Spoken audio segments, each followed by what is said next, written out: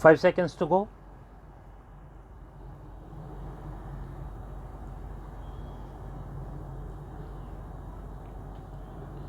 Start. For more than 3 decades, India has figured on the technology control radar screens of the advanced nations. Happily, attempts of technology denial have not been without benefits because they have spurred our scientists to further strengthen our national capability.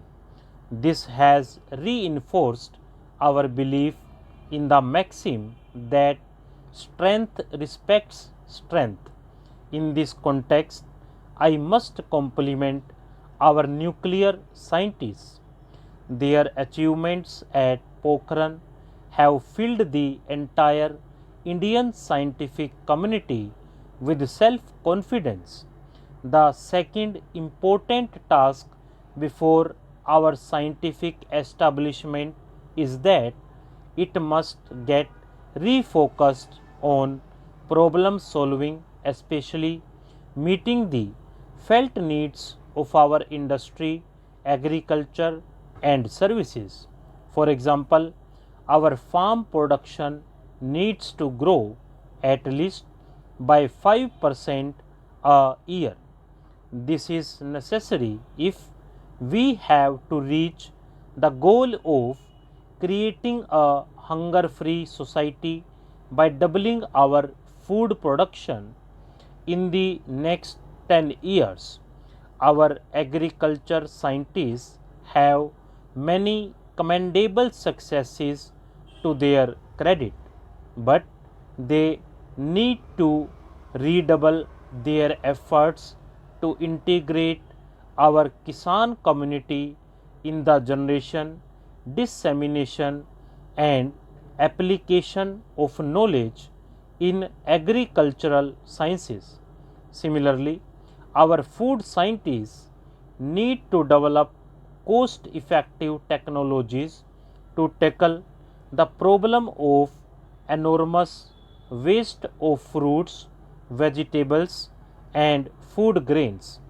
Food security, water management, energy and material conservation, low cost housing, environment and protection, maximizing our exports by achieving cost and quality competitiveness in world markets, high quality technical education leading to self employment opportunities. All these are crucial for our national development. In all these areas, our scientific institutions should forge clear collaborative ties with industry, agriculture, and services. That has not been the case so far. Thirdly, for creating world class scientific research, it is obvious to the distinguished audience here that our universities, R&D institutions and institutes of higher learning must be freed from bureaucratization. Our students, teachers and scientists should spend more time on creative research than on unproductive and needless red tapeism. I would like the Science Congress and all the allied institutions to come up with an action plan on this issue and implement it in a visible manner. The fourth most important task before us is to train our children and young generation in a spirit of scientific inquiry. The study of science, in fact, the study of most subjects in our schools and colleges suffer badly from learning by rote. Our students are not encouraged to think freely and creatively here. Looking to the future, India has to concentrate on to knowledge-based sciences and their widest possible applications. One of them is information technology. My government has taken a number of initiatives aimed at enabling India to become a major global IT power with software exports targeted at $50 billion by year 2008. The second knowledge based area that needs even more attention is biosciences and biotechnology.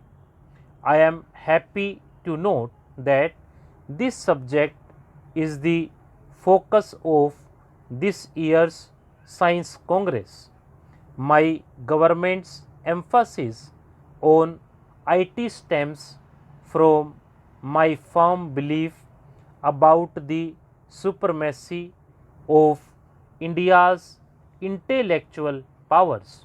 However, India will have an immense opportunity if we add to IT the advantage of our rich biodiversity and traditional knowledge.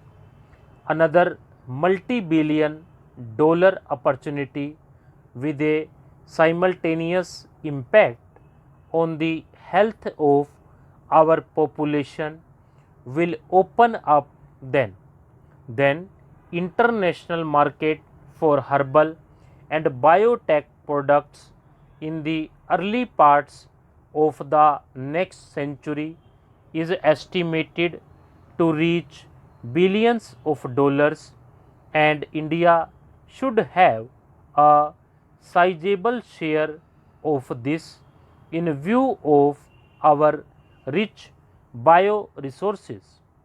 I understand that the Council of Scientific and Industrial Research and the Department of Biotechnology have mounted a focused program which has brought together 20 of the CSIR laboratories with the well known practitioners of traditional systems of medicine and research workers from other scientific institutions under one roof. I want to congratulate both the CSIR and the Department of Biotechnology, since this is precisely the Team India spirit that I had emphasized during the Shanti Swaroop Bhatnagar Awards ceremony.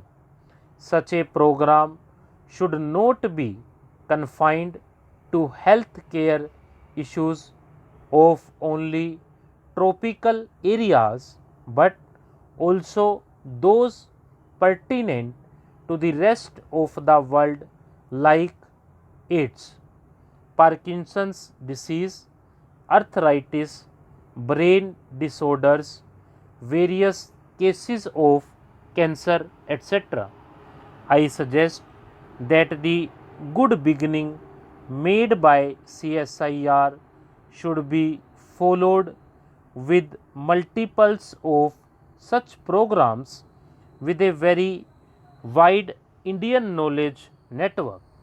This is a last session of the Science Congress in this century. By the time you assemble on the same day next year, it will be the first gathering of the Science Congress in the 21st century. It is only appropriate that we use the ensuing 1 year to infuse new dynamism in India scientific research and education. In this endeavor, our scientists cannot be unmindful of a peculiar challenge before global science in the coming century and millennium. It is the challenge of integrating the knowledge of man's outer space, that is science, with the knowledge of this inner space, that is spiritualism, which are very much connected. Stop.